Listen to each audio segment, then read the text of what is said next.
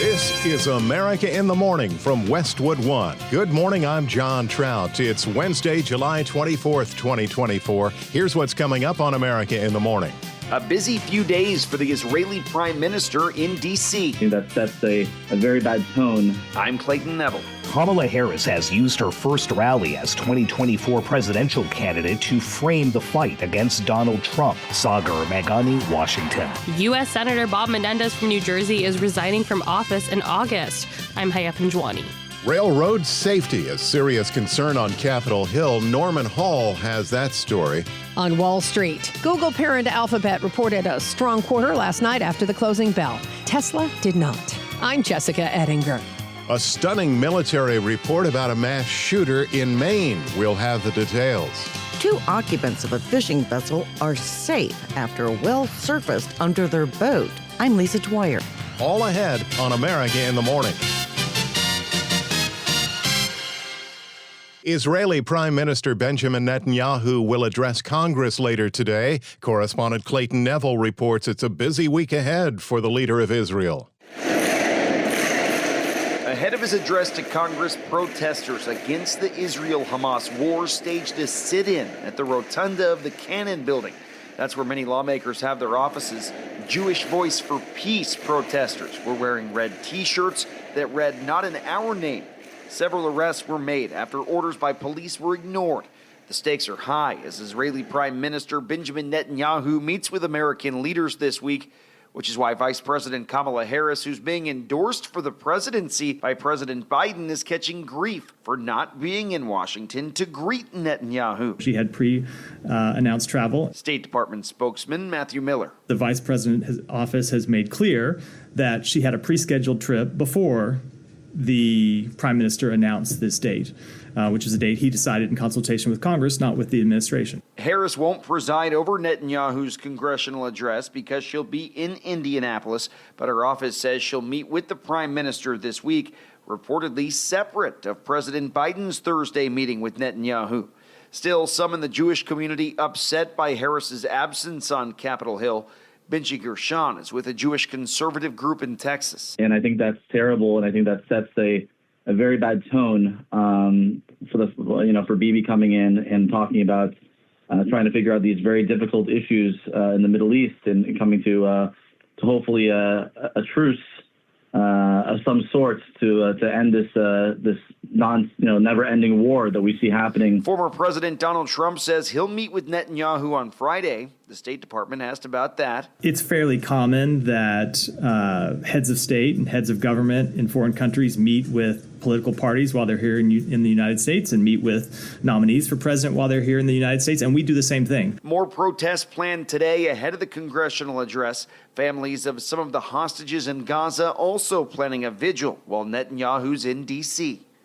I'm Clayton Neville. Vice President Kamala Harris held her first rally as a candidate since her move to the top of the Democrat ticket to frame her party's planned fight against Donald Trump. Washington correspondent Sagar Meghani reports.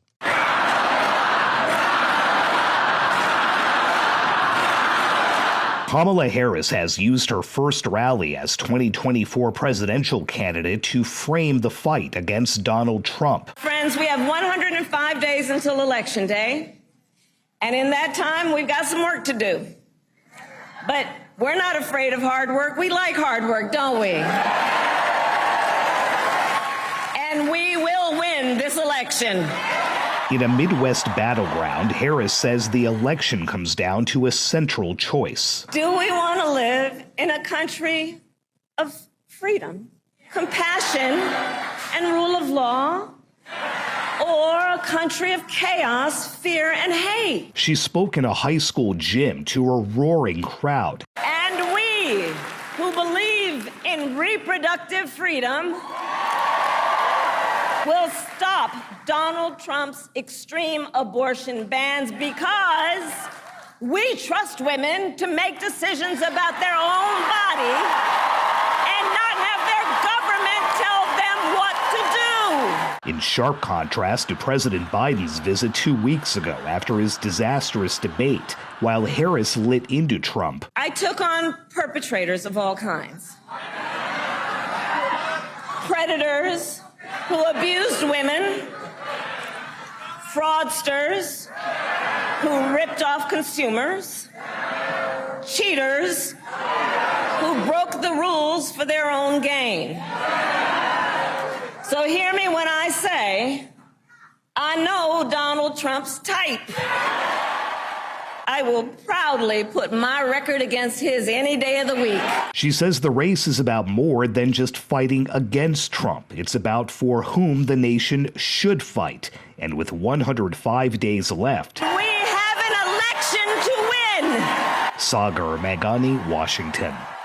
After a contentious hearing on Capitol Hill following the assassination attempt on President Trump, the director of the Secret Service, Kimberly Cheadle, has unceremoniously resigned her position. Cheadle had faced calls to step down since the shooting at the Trump rally July 13th. U.S. Senator throws in the towel. That and more when America in the Morning continues after these messages.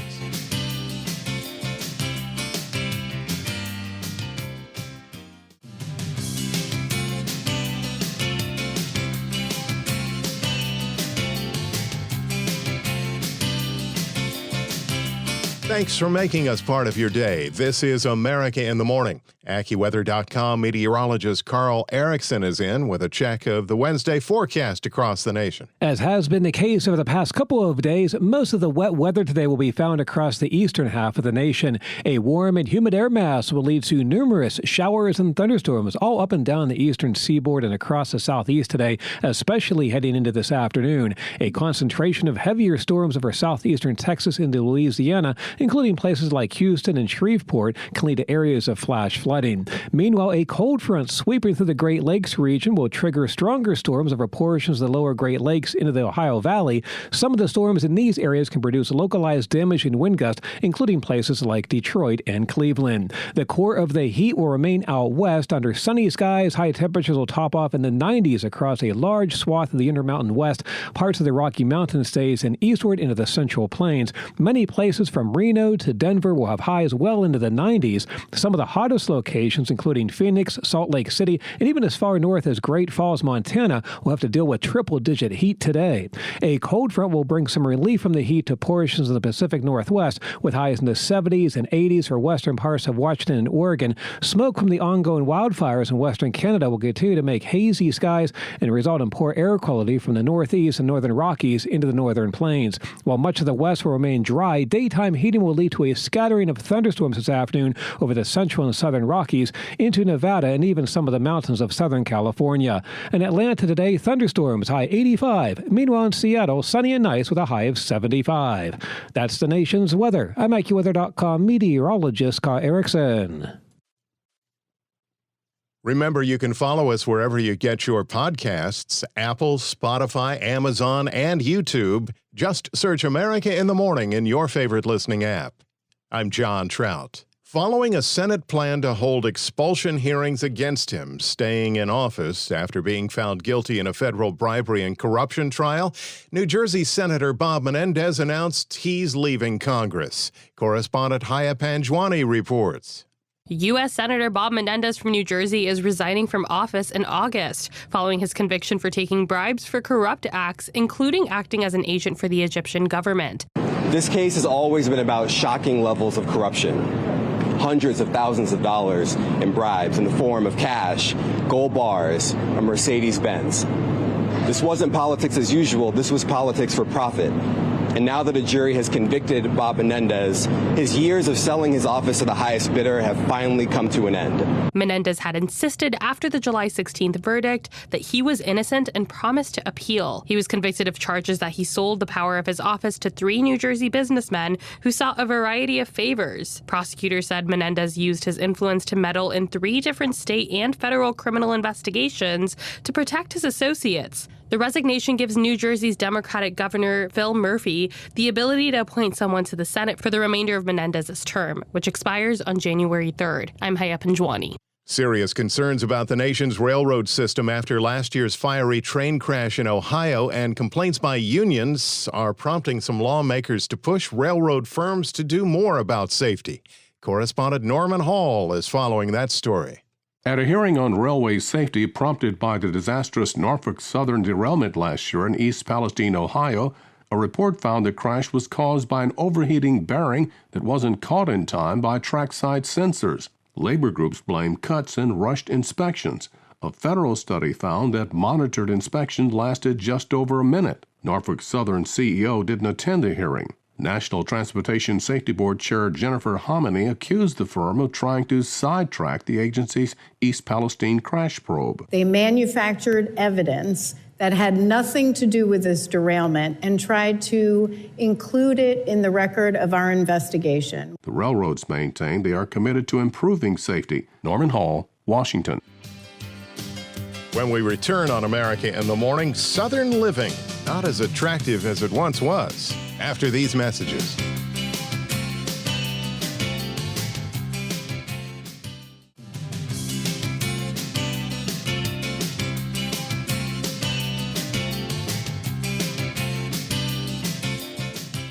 This is America in the Morning. The Business Report is brought to you by Fisher Investments. Fisher Investments has a team of specialists in investing, financial planning, estate planning, and more.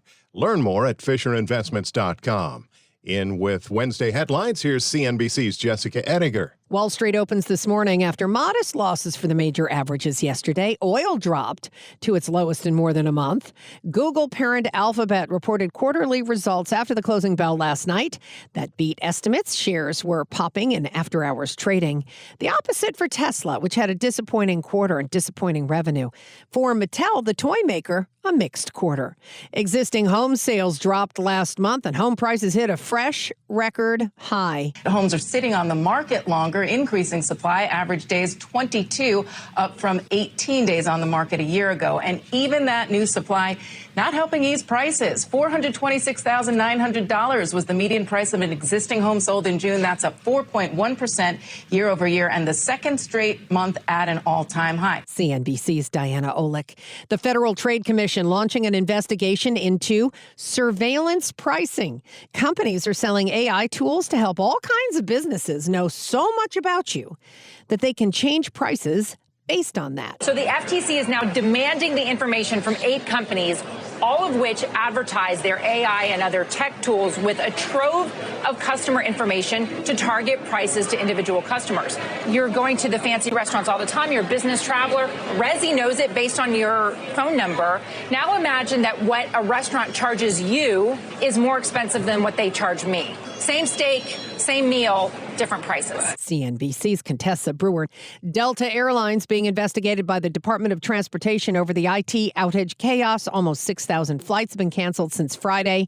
Flyers are saying that Delta is having a Southwest Airlines-like meltdown. This has been a developing trend for home sales and people moving. Tell us what's happening in the South. You know, when it comes to where Americans are moving, fewer people are choosing the South and more are thinking about leaving. As we start to see more storms, unfortunately, the Texas market that just experienced Burl, there were commentary coming out from local papers saying people are contemplating leaving. Hurricane Beryl slammed the Texas coast a month ago, left 2.5 million people without power in the Houston area, many for more than a week in stifling heat. And Zelman Associates Ivy Zelman tells CNBC, people do think now about extreme heat when they're planning a move. Markets that are extremely hot, if I'm living there and I can't take my dog out for a walk, I think it's problematic. Markets in the Midwest that are more affordable, that currently are enjoying 80 degrees and beautiful summers while other people are boiling, might become a lot more attractive. On today's watch list, earnings are coming from AT&T, Ford, and Chipotle. A number of Olympic events begin today ahead of the opening ceremony on Friday, including rugby and soccer. Hard to believe it's already here. CNBC's Jessica Ettinger. When we return on America in the Morning, we're going to need a bigger boat after these messages.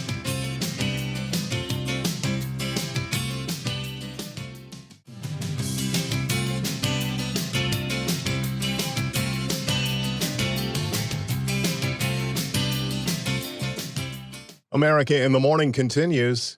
3 Army Reserve officers were disciplined for dereliction of duty following a shooting rampage in which a reservist killed 18 people in Maine. The Army report unearthed what it described as a series of failures by unit leadership.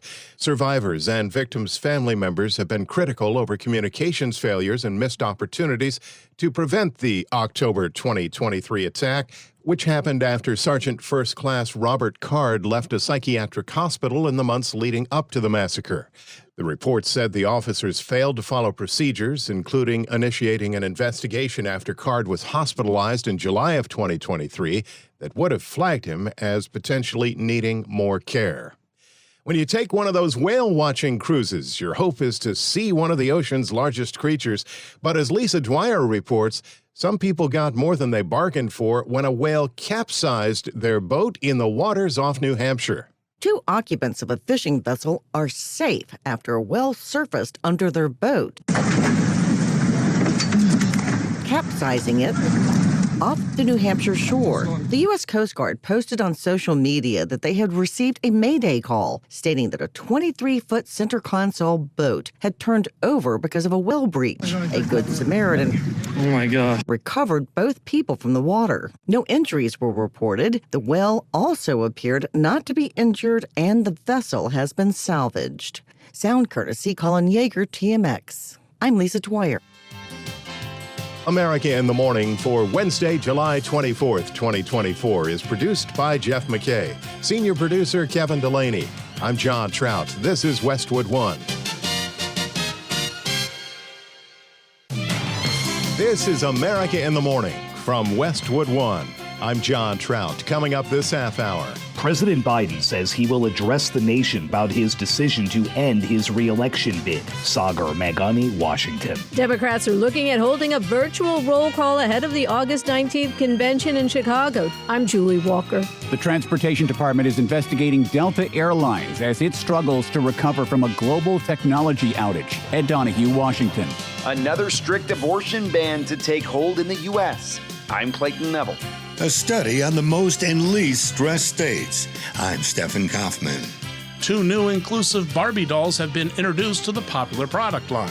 I'm Kevin Carr. We're back after these messages.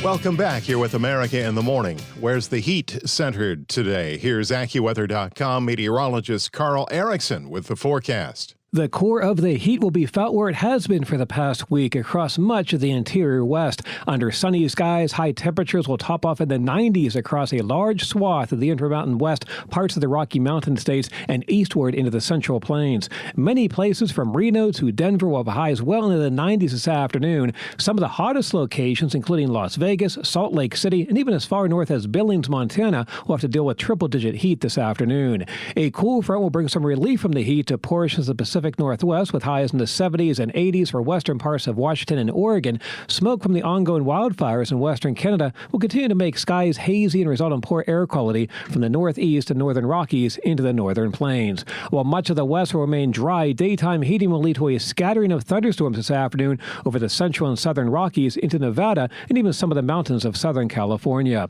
Meanwhile, more in the way of clouds along the showers and thunderstorms will prevent temperatures from getting all that hot in the east, although it will remain quite humid. As a cold front sweeps through the Great Lakes region, the day will start off with some rain around Chicago, but then further east from Detroit to Cleveland and Buffalo, there could be stronger storms firing up this afternoon, capable of producing damaging wind gusts and flooding downpours. The umbrella and wiper blades will come in handy all up and down the eastern seaboard and across the southeast today, as a warm and humid air mass will lead to a scattering of showers and heavier thunderstorms. A concentration of heavier thunderstorms over southeastern Texas into Louisiana, including Houston and Shreveport, can lead to areas of localized flash flooding and some gustier winds and the stronger storms. That's the nation's weather. I'm AccuWeather.com meteorologist Carl Erickson.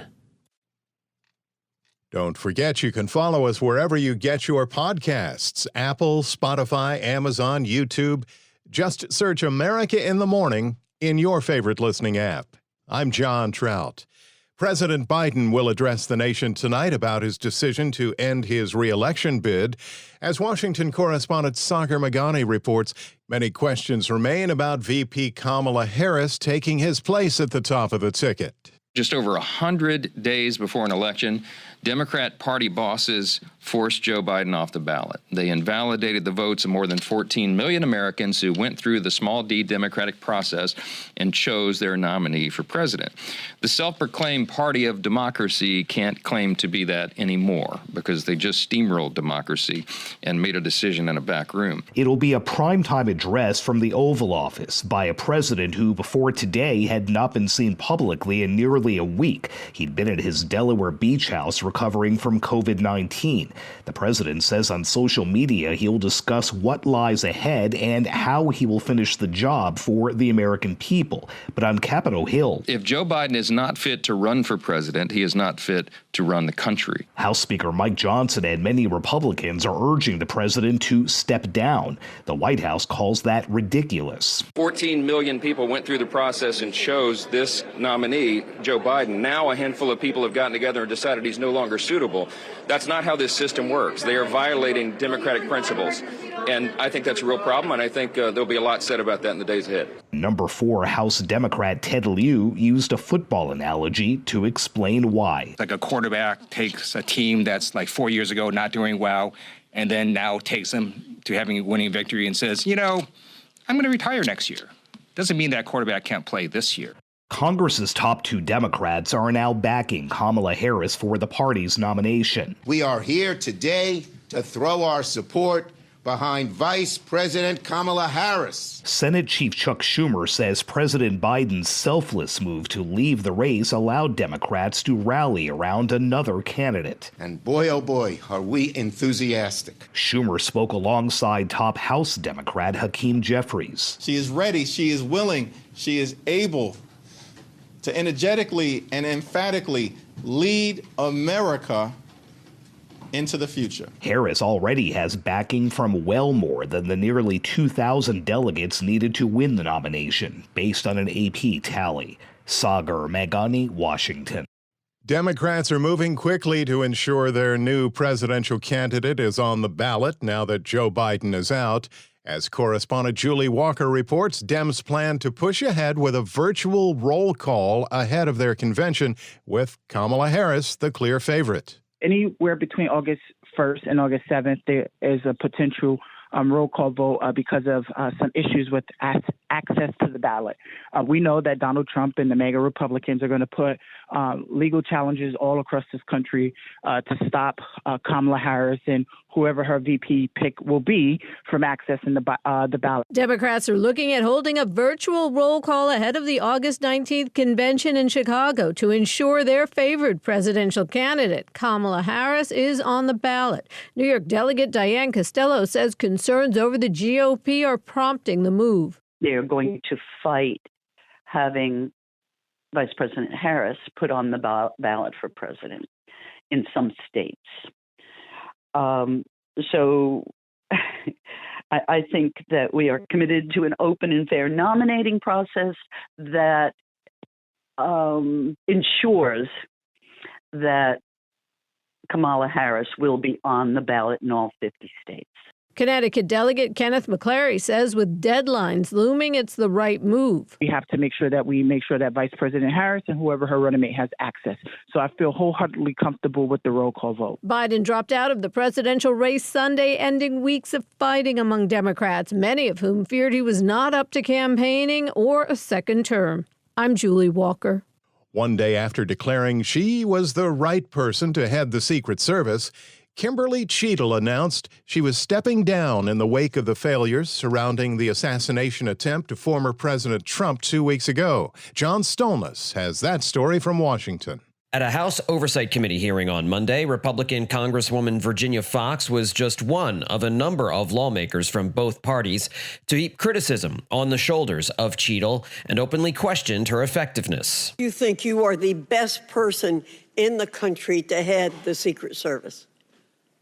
I think that I am the best person to lead the Secret Service at this time. But yesterday, Cheadle changed her tune. In an email to her staff, she wrote, quote, "I take full responsibility for the security lapse, making the, quote, difficult decision to step down as director." Lawmakers were swift to respond. House Speaker Mike Johnson. I'm happy to see that. I'm happy to see that she has heeded the call of both Republicans and Democrats. Now we have to pick up the pieces. Democratic Caucus Chairman Pete Aguilar agreed it was best for Cheadle to resign. Members on both sides of the aisle called for her resignation, and I think that was the right decision. House Speaker Johnson and Minority Leader Hakeem Jeffries have struck a deal to form a bipartisan commission to investigate the assassination attempt and the security lapses that allowed it to happen.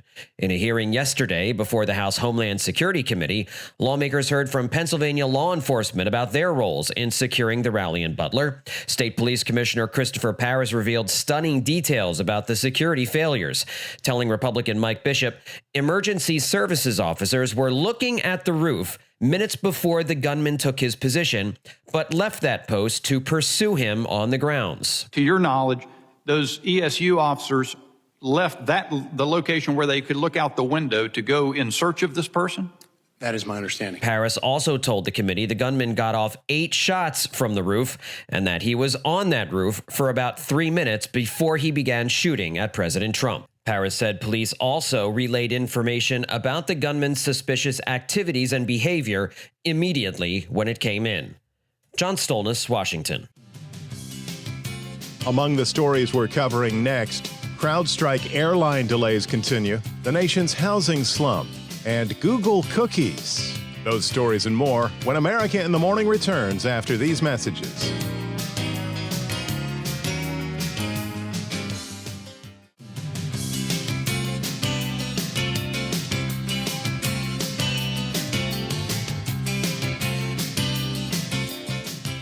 Welcome back. This is America in the Morning. I'm John Trout. The nightmare situation continues at our nation's airports with severe numbers of flight delays stemming from last week's CrowdStrike outage. As correspondent Ed Donahue reports, some airlines are faring worse than others, and now the government is adding its voice to frustrated passengers. Over 6,000 flights have been canceled since Friday.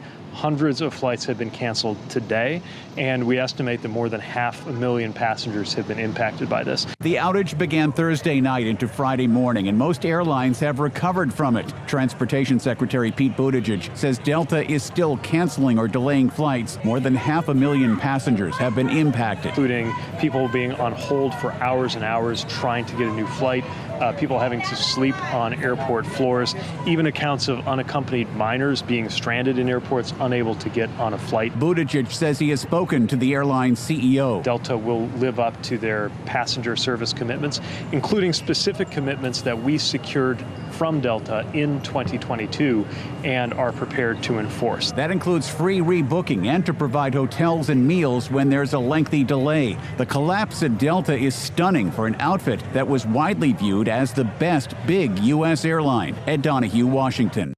Nearly half of all Delta Airlines flights were delayed yesterday, and more than 500 were canceled. American Airlines had over 1,400 flights not on time, 1/3 of all United and Southwest planes, and 40% of Spirit Airlines flights were late. Another American state is tightening its laws surrounding abortion. Correspondent Clayton Neville reports. Iowa, the latest American state to pass a strict abortion ban in the wake of the Supreme Court ruling that overturned Roe v. Wade and returned decisions on abortion to states. Right now, 14 American states have near total abortion bans. Other states, soon to include Iowa, have 6-week bans. That's the so-called heartbeat law, which bans abortion once a fetal heartbeat's detected. That can happen as early as 6 weeks into a pregnancy. Critics, though, say most women don't know they're pregnant at that point. Iowa's ban passed last year, but it was blocked in the courts. Last month, the state Supreme Court said there is no constitutional right to an abortion in Iowa and lifted the hold on the ban. This week, a judge setting a July 29th date for the law to take hold. That's next Monday. I'm Clayton Neville.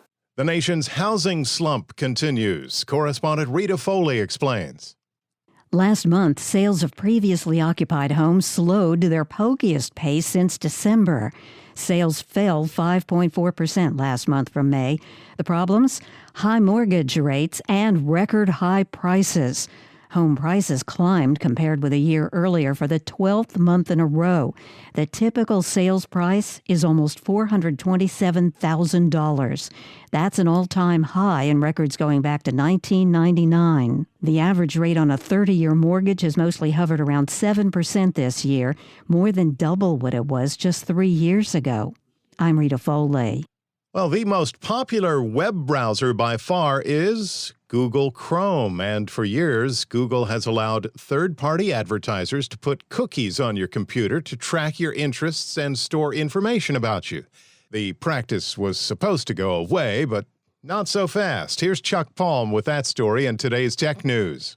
Google is planning on keeping its third-party cookies in the Chrome browser. Browser cookies are little bits of information that allow websites and advertisers to identify individuals and track their browsing habits, but also could be used to spy on you. This major reversal alleviates concerns from advertisers, saying that the loss of cookies in the world's most popular browser will limit their ability to collect information for personalizing ads and make them dependent on Google's user databases. Google's largest source of income is from advertising and has always caused concern with major markets and privacy regulators. The European Union requires publishers to get explicit consent from their users to store cookie information. Virtually every browser has the option to remove cookies automatically or upon demand on the user settings. The announcement drew mixed results, but for now, users will continue to be monitored on websites using the famous advertising cookies.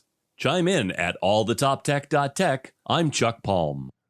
We're 2 days away from the opening ceremony of the Olympic Games. In with sports today, here's America in the Morning's Robert Workman.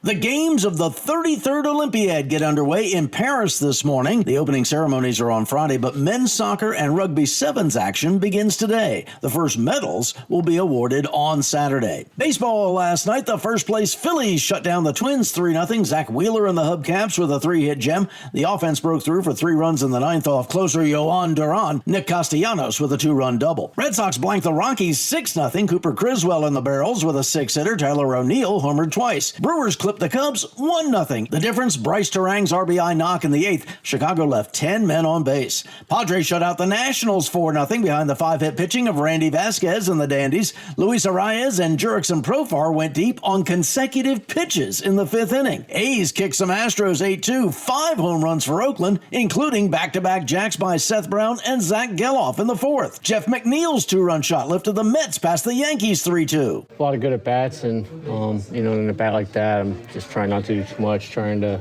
infield's drawn in, so trying to get something I can elevate. And sometimes pitchers are making good pitches, and you don't get the right pitch to do it, so you got to battle, fight, and that's what I was able to do there. McNeil has 4 dingers in 5 games since the All-Star break. Cardinals got a run in the 9th off Paul Skeens to trim the Pirates 2-1, handing the rookie his first loss in the majors. Rangers shaded the White Sox 3-2. Josh Smith stole home and doubled in a run. Rays back over 500 with a 4-2 win over the Blue Jays. Diamondbacks down the Royals. Marlins over the Orioles. Dodgers dropped the Giants. Angels sank the Mariners, and the Guardians tripped the Tigers. Reds and Braves were rained out. They'll play 2 today. That's Wednesday Sports.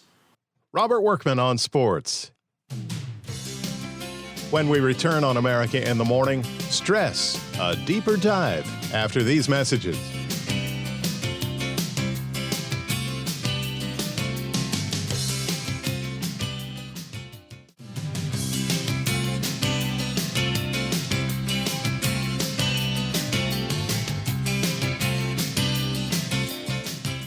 America in the Morning continues. If you thought you saw the last of Barbie when the movie left theaters, think again. Kevin Carr has details. Hi, Barbie. Hi, Barbie. Hi, Barbie. Hi, Barbie. Hi, Barbie. On Tuesday, Mattel, the toy giant that makes the popular dolls, announced 2 new members of the Barbie Fashionistas line, which was launched to increase inclusivity in the brand. One new product is a blind Barbie, which includes a red and white cane, realistic eye placement, sunglasses, and Braille on the box. The American Foundation for the Blind and the Royal National Institute for the Blind worked with Mattel on the new design. The blind Barbie also has special tactile clothing with brightly colored hooks and Velcro fasteners to make it easier to change. Disability activist and brand ambassador Lucy Edwards praised the product on the BBC. It's just so gorgeous that we finally have this representation. I know that when I lost my eyesight nearly 12 years ago now, I would have just dreamed to have a little blind Barbie to play with. Another new doll was released as well, a black Barbie with Down syndrome. The first Barbie with Down syndrome was introduced by National Down Syndrome President and CEO Candy Pickard on Good Morning America last year. The Down syndrome community has been asking for a Barbie with Down syndrome, and Mattel listened, and we feel represented in our community. Other dolls in the Barbie fashionista line include ones with prosthetics, hearing aids, wheelchairs, and skin conditions that affect pigment. I'm Kevin Carr. When it comes to stress, some people feel the effects more than others, but as Stephen Kaufman found out, sometimes stress depends simply on where you are. The top issues of concern for Americans are found in a new study from WalletHub that took a look at the most and least stressed states. We compared the 50 states across a total of 40 different metrics, which can be grouped into 4 key categories, which are work-related stress, money-related stress, family-related stress, and health and safety-related stress. WalletHub analyst Cassandra Happy says Louisiana came in at the top of the stressors list. They really struggled when it came to work-related stress and health and safety-related stress. However, on the flip side, from the South to the upper Midwest, Minnesota, which came in 50th overall, being the least stressed state, really struggled with work-related stress, coming in 42nd overall in that particular category, but did really well when it came to money-related stress. They came in 50th overall in that category. Happy says the study did take into consideration, to a certain extent, stressors based on population, because that did affect some of the metrics such as housing affordability. For example, New York State. They came in 12th overall in this particular study, so not quite in the top 10, but still in that top 25% of the states as far as being most stressed. The study also uncovered evidence that the location of a region does impact levels of stress. Greater amounts of stress were found in the South and on the West Coast, while Midwestern states enjoyed lower stress levels. I'm Stephen Kaufman. That's our show for today, Wednesday, July 24th, 2024. America in the Morning, produced by Jeff McKay. Our senior producer is Kevin Delaney. I'm John Trout. This is Westwood One.